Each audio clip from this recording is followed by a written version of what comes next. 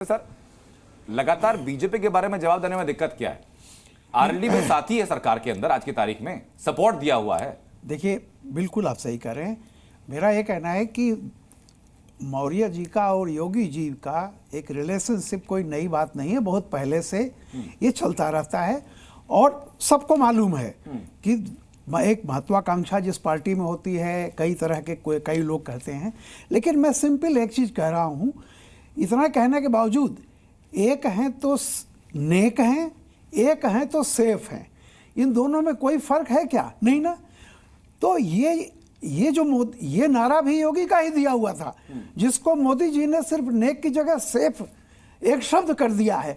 और आज भी मौर्य जी कह रहे हैं बड़ी सफाई से कि हम इस नारे के साथ हैं। देखिए, उत्तर प्रदेश में एक बात समझ लीजिए, बीजेपी एक ऐसा दल है जिसमें जिस नारे को नहीं, जिस मुख्यमंत्री के जिस नारे को प्रधानमंत्री सपोर्ट कर रहे हैं, आप कह रहे हैं। हाँ, संघ सपोर्ट कर रहा है, कार्यवाहक मोहन भागवत ने कह दिया। तो जिस नारे को ये दोनों बड़ी शख्सियतें सपोर्ट कर रही हैं, क्या केशव प्रसाद मौर्य का राजनीतिक कद इतना बड़ा है कि वो ठोक के कह सके कि भाई इस नारे के साथ नहीं हूं? नहीं, बड़ा नहीं है। देखिए, मैं इसी बात पर आ रहा हूं। योगी जी मुख्यमंत्री हैं, ऐसा नहीं है कि बीजेपी के जितने सारे जिनके अपने वोट बैंक हैं, कई तरह के वोट बैंक वहां पर है जिनको एड्रेस करना है। उत्तर प्रदेश की सच्चाई मैं चूंकि मैं रहने वाला हूं, जानता हूं।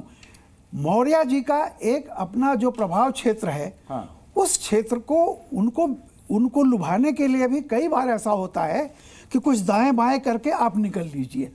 बिल्कुल किसी भी चीज को, जैसे वो कहते हैं, पहले से ये पता है योगी जी से, थोड़ा उनका चलता भी है और स्वाभाविक है। जो उप मुख्यमंत्री है ना सर, बिल्कुल, देखिए, कंफर्टेबल पोजीशन नहीं है, यानी कि जो कयास थे वो गलत नहीं है। नहीं, मैं तो सिंपल कहता हूं कि जिसके नाम के आगे उप लिखा हुआ है, वो उप बहुत उसको उबाऊ करता है। वो चाहता है जल्दी हट जाए, चाहे वो पत्रकार हो या उप मुख्यमंत्री हो, उप संपादक हो, तो चाहता है मैं संपादक कितने जल्दी बन जाऊं। ये बड़ा स्वाभाविक है। लेकिन फिर मैं कह रहा हूं, योगी जी के नाम के नाते कई वर्ग जो हैं, बीजेपी के भी कोई हैं, जगह उप मुख्यमंत्री हैं जो मुखालफत में, जो नहीं, महाराष्ट्र में स्वाभाविक है। हाँ, ही है। तो इसलिए मैं कह रहा हूं कि देखिए, एक बात जो मैंने कही थी कि इन चीजों के कहने का बहुत लेट हो चुका है। योगी जी ने जो ये छेड़ा था वो निशाने पर पहुंच गया है।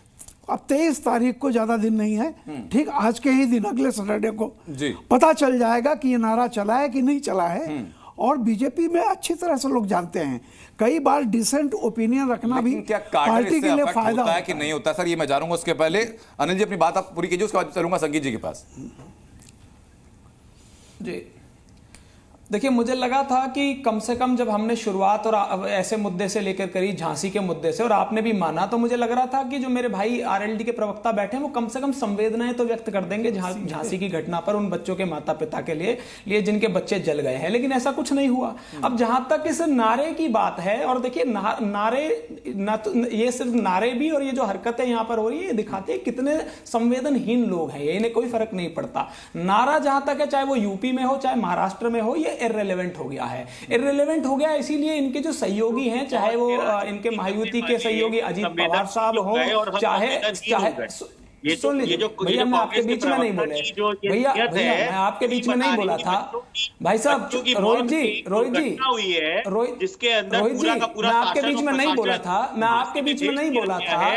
आप समझदार व्यक्ति हैं, इस तरह की घटिया हरकत क्यों कर रहे हैं? आपको जब पूरा मौका मिलेगा आप अपनी बात कह लीजिएगा।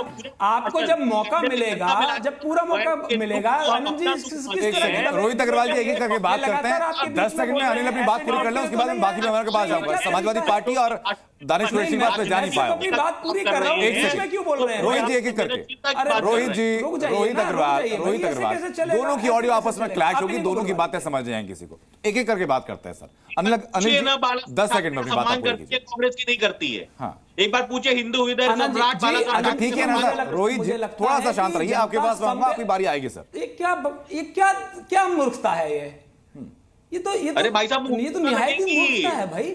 जनता हमें और आपको, रोहित भाई, हमें और आपको सुनने के लिए बैठे भाई।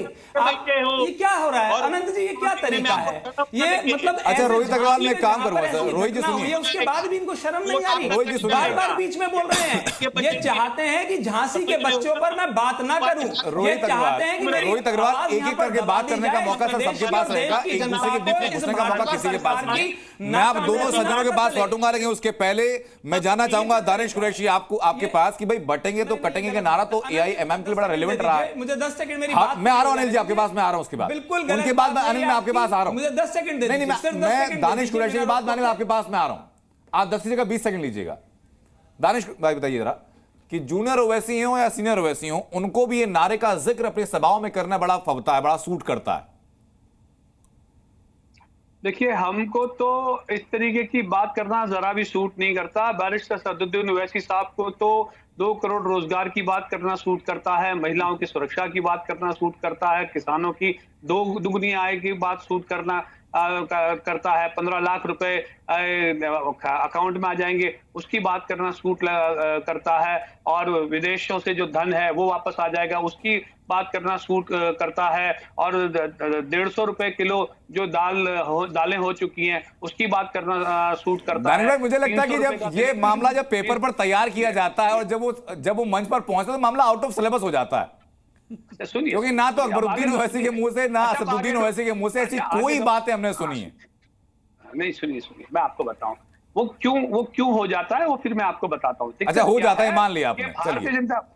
भारतीय जनता पार्टी के जो नेता हैं वो अगर ये कहेंगे कि हम आपके धार्मिक स्थान में, या अगर मान लो फॉर सेक ऑफ आर्ग्यूमेंट अनंत जी मैं ये कहूं कि हम आपके जी न्यूज के स्टूडियो में घुस के आ जाएंगे, तो क्या करेंगे बताइए? तो उस पर नोटिस नहीं बचता, लेकिन बैरिस्टर सदुद्दीन ओवैसी साहब को नोटिस बच दिया जाता है। भाई क्या बोलते हैं 9:45 हुई है तो उस पर नोटिस। तो ये जो है ना, ये आपके सामने रह गई बात। सुनिए, आज की जो परिस्थिति है उस पर हम बात कर रहे हैं केशव प्रसाद मौर्य और योगी आदित्यनाथ। मुझे लगता है कि योगी जी की बात हो कि मोदी जी की बात हो, पहले तो वही तय कर ले, एक रहेंगे तो सेफ रहेंगे या कटेंगे तो बटेंगे, मुख्यमंत्री रहेंगे या उप मुख्यमंत्री रहेंगे, उप मुख्यमंत्री मुख्यमंत्री हो जाएंगे, मुख्यमंत्री नहीं रहेंगे।